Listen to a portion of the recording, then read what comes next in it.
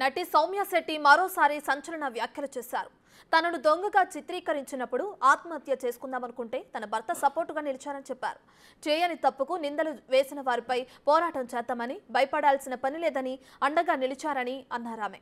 ప్రశ్నించిన వారిపై కేసులు పెడుతున్నారని, ఎన్నో కేసులు పెట్టినా భయపడేది లేదని స్పష్టం చేశారు. తనను దొంగగా చిత్రీకరించారని, గతంలో సుశాంత్ సింగ్ రాజ్పుత్ పైన ఇలాగే చేశారని గుర్తు చేశారు. ఏదేమైనా రూపాయి ఖర్చు లేకుండా దేశవ్యాప్తంగా పాపులర్ చేసినందుకు థ్యాంక్స్ చెప్తున్నా అన్నారు.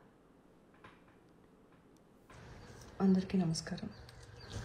నా మీద ఫాల్స్ కేసు పెట్టారు, ఫేక్ ఎలిగేషన్స్ పెట్టారు, పోలీసులు నా అగేన్స్ట్ ప్రొవోక్ చేశారు, మీడియాలో రాంగ్ న్యూస్ ఇచ్చారు, రిమాండ్లో లేకపోయినా రిమాండ్లో ఉంది, జైల్లో ఉంది అని రాంగ్ ఇన్ఫర్మేషన్ మీడియాకి ఇచ్చి మొత్తం నేషనల్ వైడ్ నన్ను అన్పాపులర్ చేశారు.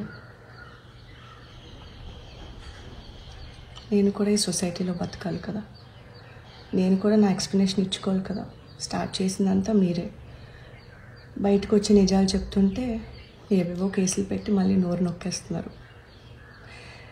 సూసైడ్ చేసుకొని చచ్చిపోదాం అనుకుంటే మా హస్బెండ్ లేదు, ఫైట్ బ్యాక్ చేద్దాం అని చెప్పారు.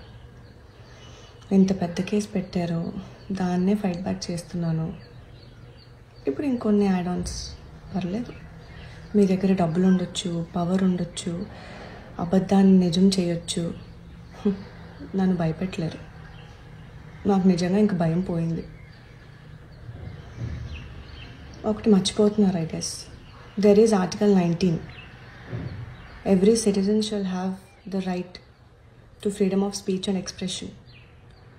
So you've missed that, I guess. కానీ ఒకటైతే చెప్పగలను, thank you so much for making me famous national wide. I mean, నా రూపాయి కూడా ఖర్చు పెట్టుకోకుండా యూ మేడ్ మీ పాపులర్. ఒక చిన్న స్టోరీ చెప్తాం అనుకుంటున్నాను.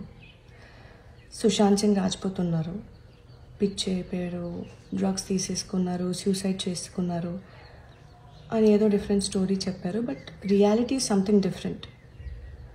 సిమిలర్లీ నన్ను దొంగ అన్నారు, నా లైఫ్ని దొంగ అని ట్యాగ్ వేసి పిచ్చి కుక్కలా చేసి జైల్లో పడేద్దాం అనుకున్నారు.